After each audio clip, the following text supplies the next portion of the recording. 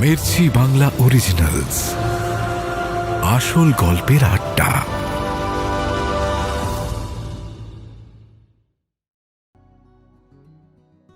অনেকক্ষণ চুপ করে লেকের ধারে বসে থাকলো ওরা সবাই। খিদে তেষ্টা কেউই অনুভব করেনি। ডেভিড এসে ওদের ডাকতে সবার হুঁশ ফিরল। আর দেরি করা যাবে না, এবার ফিরতে হবে। গাড়িতে উঠে সমরবাবু বললেন, বেশ একটা স্পিরিচুয়াল এক্সপিরিয়েন্স কিন্তু। তবে এক সময় তো ফিরতেই হবে।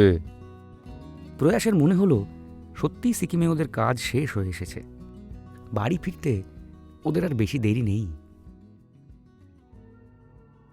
রুমে ফিরে শ্রেয়সীকে জিজ্ঞেস করলো প্রয়াস, আচ্ছা, মুখোশটা অরিজিনালি যে মৌবনীদের বাড়ির, সেটা কেন মনে হলো তোর বাবার?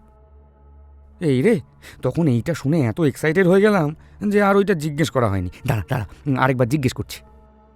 শ্রেয়সীর বাবা বললেন, অজিতবাবুর পূর্বপুরুষ যিনি সম্পদ নিয়ে পালান, তার একটা চিঠি পাওয়া গেছে।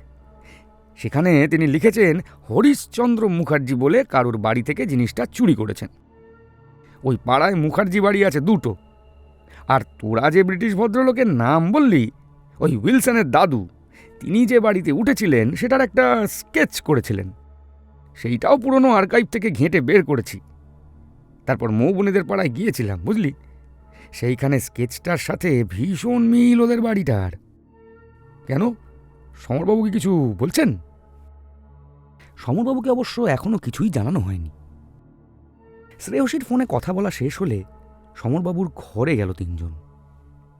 সমরবাবুকে গোটাটা বলতে তিনি আকাশ থেকে পড়লেন। তারপর বললেন, এ ব্যাপারে তো আমার কিছুই জানা নেই। আবার সব ঘেঁটে গেল প্রয়াসের। তাহলে কি এই ব্যাপারটা মিথ্যে? কিন্তু তাহলে যে হিসেব মিলবে না। ও মৌমনিকে জিজ্ঞেস করল, এই, এখন তাহলে কি করা যায়? মৌবনি বলল, দাঁড়া দাঁড়া, মাকে একটা ফোন করি, বুঝলি, জানলে মা জানতে পারে। সোনালি গোটাটা শুনে বললেন, হ্যাঁ, হরিশচন্দ্রের গল্প তো তোদের ফ্যামিলিতে অনেকদিন শুনেছি, তবে এই গুপ্তধন চুরির ব্যাপারে আমিও কোনোদিন শুনিনি। মৌবনি জিজ্ঞেস করে, আরে সেই গল্পটা কি? সোনালি বলেন, আরে তোর বাবার এক পূর্বপুরুষ যার নাম হরিশচন্দ্র, তার শালির প্রেমে পড়ে যায়। শালির নাম হলো হিরণময়ী। শেষে হিরণময়ী ছাদ থেকে ঝাঁপ দিয়ে আত্মহত্যা করে। এইটাই গল্প। তোর বাবা তো কোনোদিন বাড়ির কারোর দিকে মন দেয়নি, বাবা মার সাথেও গল্প করেনি। আমায় তো তোর ঠাকুমাই সব গল্প শুনিয়েছিল। তোর বাবাও নিশ্চয়ই জানতো, কিন্তু ভুলে মেরে দিয়েছে। ফোনটা রেখে ধপ করে বিছানায় বসে পড়ে মৌবনি। ওর মাথা ঘুরছে। শ্রেয়সী জিজ্ঞেস করে, এই, অজিতবাবু এই ব্যাপারটা কতটা জানতেন? জানার পরেও আমাদের ইনভাইট করেছিলেন কেন? প্রয়াস বলে, তাহলে মুখোশে বর্ণনা করা সঠিক মুখ মানে সম্পদের আসল দাবিদার কিন্তু মৌবনি। অজিতবাবু নিশ্চয়ই তার পূর্বপুরুষের চিঠি থেকে সেটা জানতে পেরেছিলেন, তাই কলকাতা গিয়ে সমর কাকুকেই ইনভাইট করেছিলেন। আমার মনে হয় মুখোশের লেখাগুলোর মানে উনি নিজে বের করতে পারেননি। সেইটা সলভ করার জন্যই মুখোশের আসল মালিককে প্রয়োজন ছিল অজিতবাবুর। মৌবনি বলে, কিন্তু তারপরে কি আমাদের সেই সম্পদের ভাগ দিতেন? আমার তো মনে হয় না। তাহলে আমাদের অন্তত সত্যি কথাটা বলতেন। প্রয়াস বলে, সেক্ষেত্রে উনি যদি খুন করেও থাকেন, তাহলে সমর কাকুকে খুন করলে লাভটা হতো বেশি। খড়গকমলের সাথে এই মুখোশের সত্যিই কোনো যোগাযোগ খুঁজে পাচ্ছি না। সে কেনই বা মুখোশের মানে বের করতে যাবে? আবার কৌশিকের শার্টের চিরকুট বলছে সেই মানে নাকি ভুল। মৌবনি বলে ওঠে, আচ্ছা, বাবাকেই হয়তো খুন করার প্ল্যান ছিল। অজিতবাবুর পার্টিতে বাবা তো শ্রেয়সীর হাতে কাপটা দিয়েছিল। বাবা কাপটা অন্য কারোর কাছ থেকে নিয়েছিল নাকি টেবিল থেকে তুলে নিয়েছিল, সেইটা জানা দরকার। তারপর শ্রেয়সীর দিকে তাকিয়ে প্রশ্ন করে, হেই, তুই শিওর তো বাবার হাত থেকে যে কাপটা নিয়েছিলি সেইটাই অর্ঘকমলকে দিয়েছিস? শ্রেয়সী উত্তর দেয়, হ্যাঁ, একদম শিওর। মৌবনি বলে, তাহলে এটা বাবাকে এক্ষুনি জিজ্ঞেস করা দরকার, বুঝলি। সমরবাবুকে বিষয়টা জিজ্ঞেস করতে তিনি বলেন, আরে আমি তো টেবিল থেকেই কাপটা তুলেছিলাম, কিন্তু সেই কাপে শ্যাম্পেন ছিল না, হুইস্কি ছিল।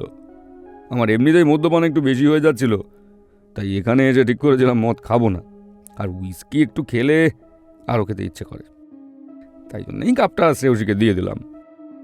মৌবনি বলে, হুইস্কি যে খায় মারার প্ল্যান ছিল তাকে, কিন্তু হুইস্কি কে খায়? শ্রেয়সী বলে, অর্কমল খায় না, আমরা একসাথে বারে গিয়েছিলাম, সেখানেই জানতে পারলাম ও খায় না। প্রয়াস বলে, সেদিন বোধহয় বুঝতে না পেরে এক চুমুক খেয়েছিল। আমার যদ্দূর মনে পড়ছে হুইস্কি খায় উইলসন, আর ওর সাথে মুখোশটার যোগাযোগও আছে। ওকে সরিয়ে দিলে মুখোশের একজন দাবিদার কমে যাবে। অজিতবাবুর যথেষ্ট কারণ আছে উইলসনকে খুন করতে চাওয়ার। আচ্ছা, উইলসন মৌবনির ফোনে অনিকার রিয়ার যে ছবিটা পাঠিয়েছিল সেটা আমায় পাঠা, আর উইলসনকে ফোন করে জেনে নে ও সত্যি হুইস্কি খায় কিনা।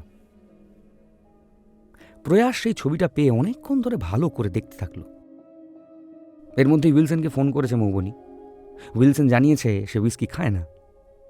প্রয়াস বলল, তাহলে তো অজিতবাবুর খুন করার মোটিভ আর কিছুই বুঝতে পারছি না রে। আর কিন্ডেন বলেছিল সব কটা কাপেই শ্যাম্পেনের ট্রেস পাওয়া গেছে, মানে খুনি কাপটা পাল্টে দিয়েছিল। সেইটা সম্ভব একমাত্র অজিতবাবুর পক্ষেই।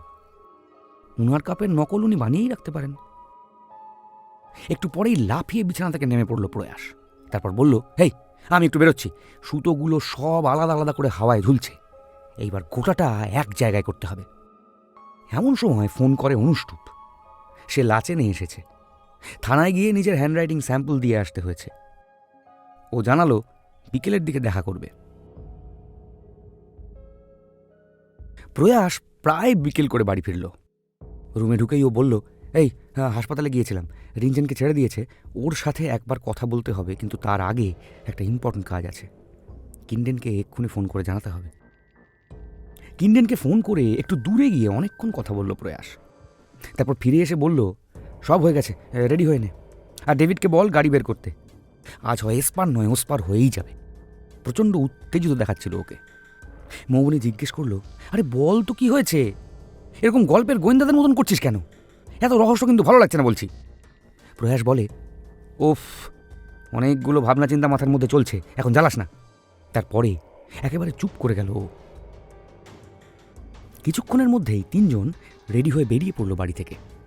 ডেভিডের সঙ্গে আগেই কথা হয়ে গিয়েছে প্রয়াসের, তাই কোথায় যে যাওয়া হচ্ছে বুঝতেই পারল না শ্রেয়সী আর মৌবনি। একটু পরেই গাড়ি এসে দাঁড়ালো রিয়া আর কৌশিক যেখানে থাকে সেই বাড়িটার সামনে। গাড়ির শব্দ শুনে ভেতর থেকে বেরিয়ে এসেছিল রিয়া। ওরা সবাই লাফিয়ে নামলো গাড়ি থেকে। সঙ্গে সঙ্গে পেছনে এসে ঢুকলো পুলিশের জিপ।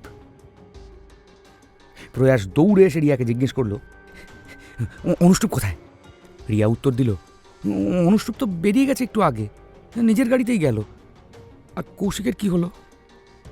এই শুনে প্রয়াস পেছন ফিরে গাড়ির দিকে দৌড়তে দৌড়তে বলল, আপনাকে সব বলবো পরে। কিন্ডেন অনুষ্টুপ নেই শুনে তার ড্রাইভারকে বলেছে গাড়ির মুখ ঘুরিয়ে নিতে। প্রয়াস ডেভিডকে বলল, যত তাড়াতাড়ি পারবেন গ্যাংটকের রাস্তায় চলুন। ডেভিড খুবই ভালো ড্রাইভার। পুলিশের জিপটার আগে আগেই ওদের গাড়ি ছুটিয়ে দিল। ভীষণ উঁচু নিচু রাস্তা, তার মধ্যে গাড়ি এত লাফাচ্ছে যে মনে হচ্ছে এই বোধহয় উল্টে গেল। পাহাড়ের বাঁকগুলো খুব ডেঞ্জারাস, সেখানে জোরে গাড়ি চালানোই যায় না। তা সত্ত্বেও ডেভিড দক্ষতার সঙ্গে সেখানে যত তাড়াতাড়ি পারে গাড়ি ঘোরাচ্ছে। এক একটা বাঁক এলেই মৌবনির মনে হচ্ছে এই বোধহয় শেষ, এইবার গাড়ি খাদে পড়বেই।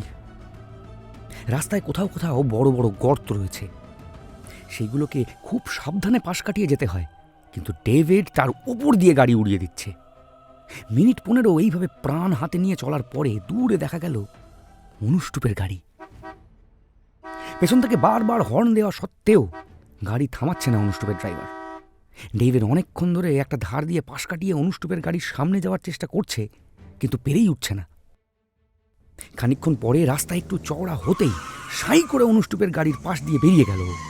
তারপর অন্য গাড়িটার রাস্তা আটকে ওদের গাড়িটাকে দাঁড় করালো। মৌবনি দেখতে পেল অনুষ্টুপ গাড়ি থেকে নেমে খাদের দিকে দৌড়চ্ছে।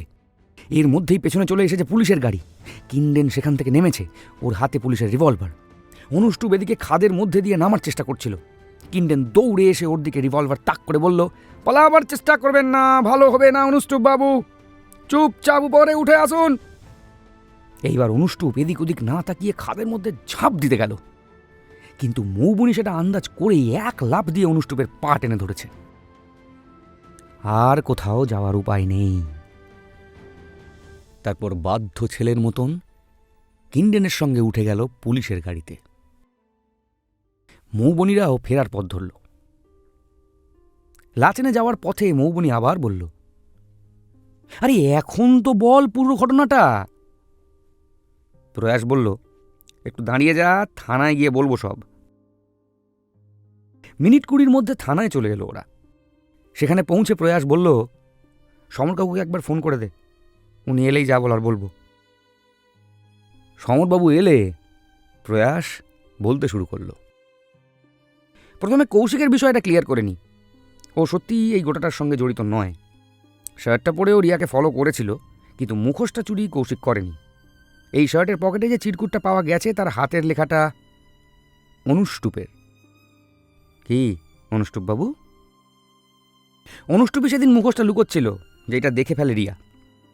সমরবাবু বলেন, ছি ছি ছি ছি ছি ছি ছি, এই আমার ছাত্র, ছি। অনুষ্টুপ বলে, যা খুশি বলে যান, কিচ্ছু প্রমাণ করতে পারবেন না। প্রয়াস বলে, দেখাই যাক না, গল্পটা শুনতে আপনার কেমন লাগে। তারপর কিন্ডেনকে উদ্দেশ্য করে বলল, আপনি কিন্তু বাকিদেরকেও তুলে আনার ব্যবস্থা করুন, ততক্ষণ আমি এখানে গল্পটা শোনাই। কোনো ভুল হলে উনিই আমাকে শুধরে দেবেন, চিন্তা নেই। কিন্ডেন জানালো সে বাকিদের ঘরেও পুলিশ পাঠাচ্ছে। একটা লোক চা দিয়ে গিয়েছিল। চায়ে চুমুক দিয়ে প্রয়াস শুরু করলো,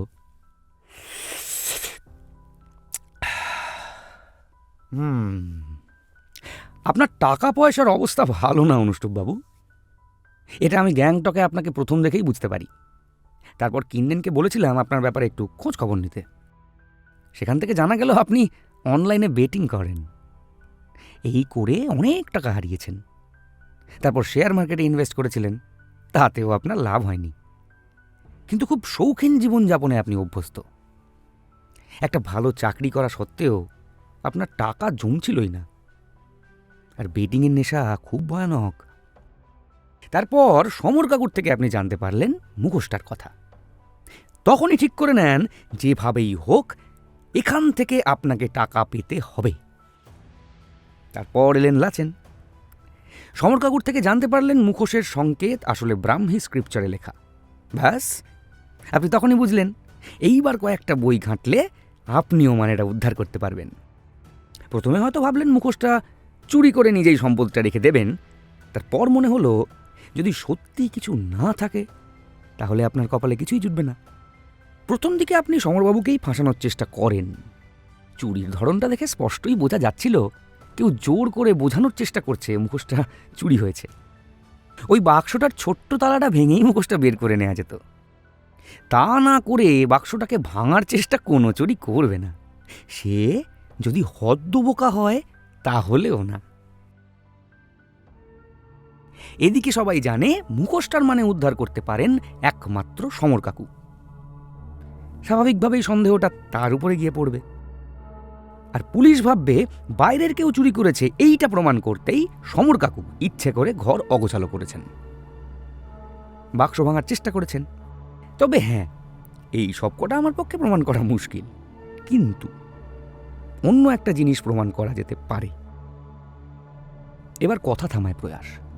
তারপর অন্য একটা ঘরের দিকে তাকিয়ে চেঁচিয়ে ওঠে, রিঞ্চেন, রিঞ্চেন, এদিকে এসো। পাশের ঘর থেকে বেরিয়ে আসে রিঞ্চেন। তার গায়ে অনেকগুলো জায়গায় এখনো ব্যান্ডেজ করা। এই ঘরে ঢুকেই ভূত দেখার মতো চমকে ওঠে রিঞ্চেন। তারপর প্রচণ্ড রাগে চেঁচিয়ে বলে, এই এই লোকটা, এই আমাকে ঠেলে ফেলে দিয়েছিল খাদের মধ্যে, তো ধরুন ধরুন ধরুন, একে ছাড়বেন না, ছাড়বেন না, আমায় মেরে ফেলার চেষ্টা করেছিল এই লোকটাই। অনুষ্টুপ বলে, সব মিথ্যা কথা, মিথ্যে মিথ্যে সব মিথ্যা কথা। আরে এত তাড়াহুড়ো কিসের, বলে প্রয়াস। তারপর পকেট থেকে একটা কাপড়ের টুকরো বের করে বলে, সেদিন রিঞ্চেন পরার আগে আপনার শার্টের একটা অংশ খামচে ধরেছিল, সেটা ছিঁড়ে যায়। বাকি শার্টটা ওই ব্যাগে আছে বলে আমার বিশ্বাস। এই শার্টটা সেই শার্ট যেটা আমাদের সঙ্গে প্রথম দেখা হওয়ার দিন আপনি পরেছিলেন। এই মৌবনি, ব্যাগটা একটু দেখতো। মৌবনি তাড়াতাড়ি ব্যাগ খুলে খুঁজতে থাকে। একটু পরেই বেরিয়ে আসে সেই শার্ট। এইবার জোঁকের মুখে যেন নুন পড়ে, মাথা নিচু হয়ে যায় অনুষ্টুপের। শ্রেয়সী জিজ্ঞেস করে, কিন্তু ওই শার্টের ওই চিরকুটটার মানেটা কি, সেইটা একটু বল।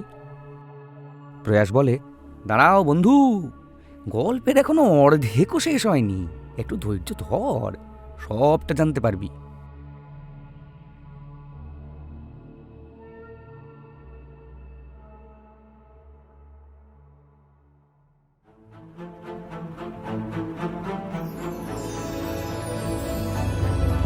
মির্চি বাংলা অরিজিনালস, আসল গল্পের আড্ডা।